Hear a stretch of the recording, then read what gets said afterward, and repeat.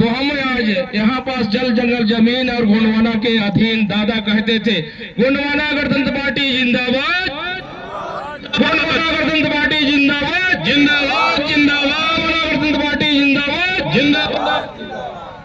तो इस प्रकार का साथियों आज हम लोगों ने अपना ताकत को दिखाएंगे कि हमारा ताकत इस प्रकार का है आदिवासियों का, क्योंकि हमने दादा का ताकत को समझे और सुने और माने। यहाँ से लेकर के दिल्ली तक जब गए हम लोग 2006 27 नवंबर को, तो दादाजी 4.5 लाख लोग दिल्ली जब पहुंचे संसद भवन को घेरने के लिए, उस दिन इससे पहले मध्य प्रदेश और छत्तीसगढ़ एक ही राज था, लेकिन पट्टे के लिए हमारे आदिवासियों ने भटकते रहे। लेकिन धन्य है दादा हीरा सिंह मरकाम जी 2006 27 नवंबर को जब दिल्ली पहुंचे, उस दिन हमारे आदिवासियों का माने 18 करोड़ पट्टे के लिए माने घोषणा किया गया। साथियों आज वाकई में आप लोगों को सबको पट्टा मिल रहा है आज भी निरंतर।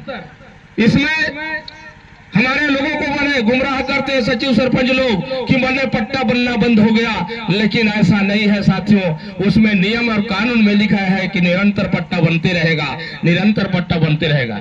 तो इस प्रकार का साथियों सबको मालूम होना चाहिए कि हमारा अधिकार क्या है।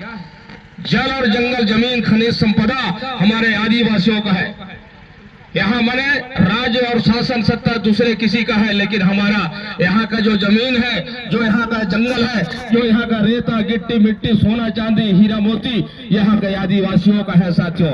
लेकिन यहाँ बात यहाँ मैं कहता हूँ 1925 से लेकर के आज तक कोयला खनन किया गया है और है अभी भी चालू है चिरमिरी क्षेत्र में।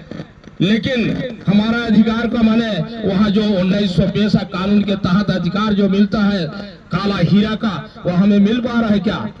नहीं मिल पा रहा है साथियों।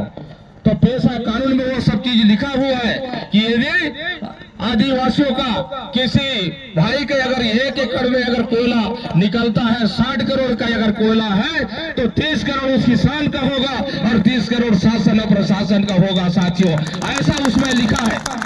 लेकिन इस बात को हम जानना नहीं चाहते और हम एकजुट नहीं होना चाहते साथियों, इसलिए हम आज भटक रहे हैं। मैं आप लोगों के सामने कहना चाहूंगा साथियों, मैं आप ही मंच में खड़ा हूं, लेकिन 39 जगह ऐसे कानून को और दादा का जो मार्गदर्शन को उनके रास्ता को जब अपनाया साथियों, तो 40 जगह पौधा उखाड़ के फेंका हूं नर्सरी पौधा को, जहां आज बड़े बड़े मकान बन गए हैं साथियों। तो इस प्रकार का साथियों आप अपना अधिकार को अगर जानेंगे समझेंगे तब लड़ पाएंगे।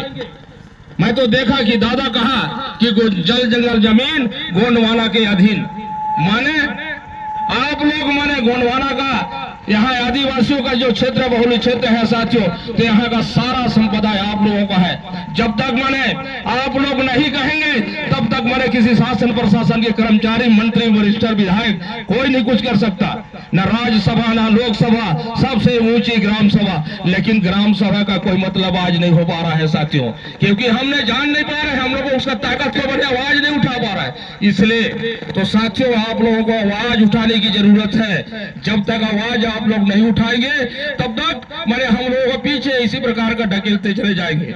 अभी हमारे साथी लोग बता रहे थे कि इस प्रकार का हमारा इस देश में इस पेशा कानून में बहुत बड़ा ताकत है, लेकिन वह ताकत कैसे आप लोगों को माने ताकत होगा, कैसे मिलेगा?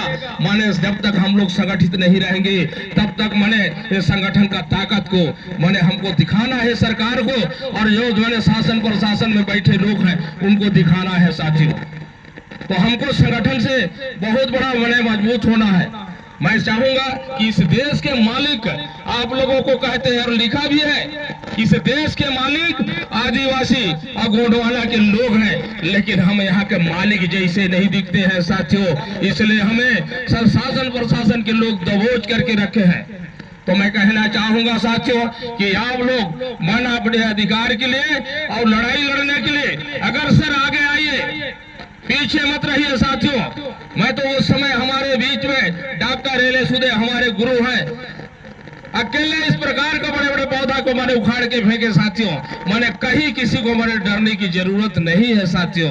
तो मैं ज्यादा नहीं बोलूंगा साथियों, क्योंकि हमारे बीच में और प्रवक्ता के रूप में और मुख्य अतिथि जो आए हैं उनका हमें सुनना बहुत जरूरी है। गोंडवाना गणतंत्र पार्टी जिंदाबाद।